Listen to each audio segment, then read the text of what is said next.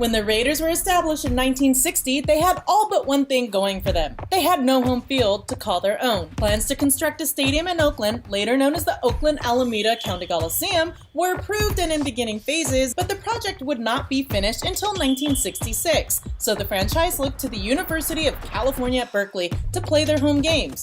Their request was denied. Oddly enough, the Raiders would play their first games at Kezar Stadium, which was the home of the San Francisco 49ers. They lost their first game September 11, 1960 to the Houston Oilers 37-22 and finished with a 2-2 record in games played at Kezar. Candlestick Park, the home of the San Francisco Giants, served as the next location for Raiders games from 1960 to 1961. They played out the last 3 home games of their inaugural season there, as well as their entire 1961 season.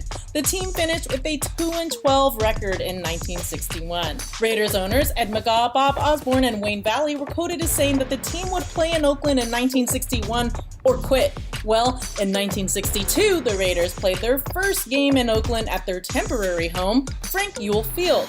It was named for City Council member and undertaker Frank J. Ewell and cost $400,000 to build with a seating capacity of about 23,000, according to a Tribune article printed in November 1961.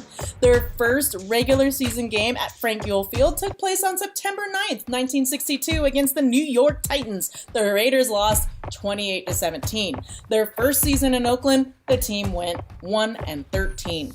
The Raiders produced a record of 9 wins and 33 losses in their first 3 seasons. 1963 was their first year under new head coach Al Davis. Davis coached the team to their first winning season, producing a record of 10-4, and was later named AFL Coach of the Year. The Raiders' permanent home, which cost $25 million to make, opened on September 18, 1966. The Raiders' first home game was a 32-10 blowout loss to the Kansas City Chiefs. This would be the Raiders' home until their move to Los Angeles in 1982, and where they played again when they came back to Oakland in 1995 until 2019. But that's a story for another time.